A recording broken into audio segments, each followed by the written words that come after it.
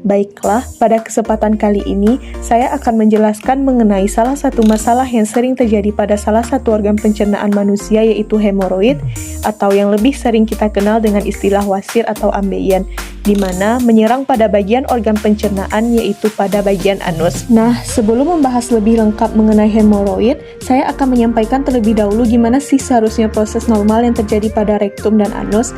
Di kolon, kotoran feses yang semi-solid dihasilkan. Adanya gerakan peristaltik kolon menyebabkan feses tersebut terdorong ke bagian usus besar selanjutnya, yaitu yang sering kita sebut dengan rektum.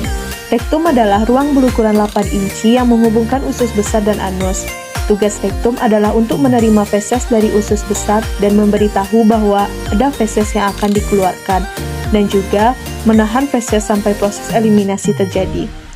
Sedangkan anus adalah bagian terakhir dari saluran pencernaan. Sebelum dibuang lewat anus, feses ditampung terlebih dahulu pada rektum. Di anus terdapat otot sphincter, rektum, dan vena. Fungsi otot sphincter tersebut yaitu untuk membuka dan menutup anus. Selanjutnya, saya akan menjelaskan tentang apa sih itu hemoroid atau wasir. Hemoroid atau wasir adalah pembengkakan atau pembesaran dari pembuluh darah di bagian usus besar bagian akhir atau yang biasa kita sebut dengan rektum serta di bagian anus. Lebih tepatnya, biasanya pembengkakan tersebut terjadi pada dinding vena di anus. Hemoroid terbagi menjadi dua, yaitu hemoroid internal dan hemoroid eksternal. Hemoroid internal yaitu pembengkakan yang terjadi di dalam anus dan tidak terlihat dari luar. Sedangkan hemoroid eksternal yaitu pembengkakan yang terjadi di luar anus dekat dengan lubang anus. Hemoroid atau wasir seringkali ditandai dengan benjolan di luar anus. Selain itu, wasir atau hemoroid juga kerap ditandai dengan sejumlah gejala lain seperti rasa gatal dan sakit di sekitar anus, pendarahan dari anus setelah buang air besar, dan keluarnya lendir saat buang air besar. Salah satu kebiasaan yang menjadi penyebab hemoroid atau wasir pada seseorang yaitu terlalu lama duduk. Seperti pada saat sekarang ini, banyak orang yang menghabiskan banyak waktunya hanya untuk duduk sampai berjam-jam untuk bermain gadget. Semakin lama duduk akan mengakibatkan peradangan pada anus yang berakibat akan terjadinya hemoroid atau wasir. Selain itu, penyebab lainnya dari hemoroid ini yaitu sembelit atau diare yang berlangsung lama. Sembelit atau diare akan mengakibatkan seseorang sering untuk buang air besar, sehingga akan meningkatkan resiko terjadinya wasir.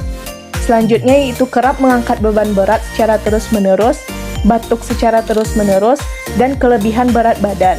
Hal tersebut akan mengakibatkan terjadinya peningkatan tekanan darah dalam pembuluh darah di anus dan sekitarnya, yang dimana hal tersebut mengakibatkan meningkatnya resiko seseorang akan terkena hemoroid atau wasir.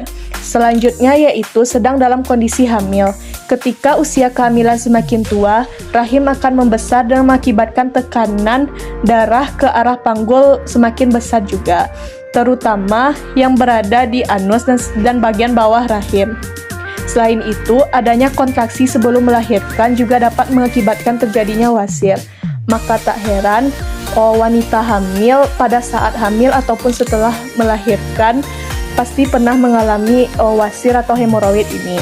Selanjutnya yaitu cara mengobati dari hemoroid atau wasir. Di antaranya, menerapkan pola makanan yang sehat, menggunakan obat-obatan atau salep wasir, menjalani operasi pengangkatan wasir apabila wasir yang diderita sudah ke tahap yang lebih serius, menggunakan obat pelancar buang air besar bila diperlukan. Tentu kita semua tidak ingin terserang hemoroid atau wasir, bukan? Maka dari itu ada cara untuk mencegah agar kita tidak terserang hemoroid atau wasir. Di antaranya yaitu konsumsi makanan yang kaya serat, banyak minum air putih, hindari duduk terlalu lama, jangan menunda buang air besar dan jangan mengejar secara berlebihan, rajin berolahraga, dan menghindari obat-obatan yang dapat mengakibatkan konstipasi.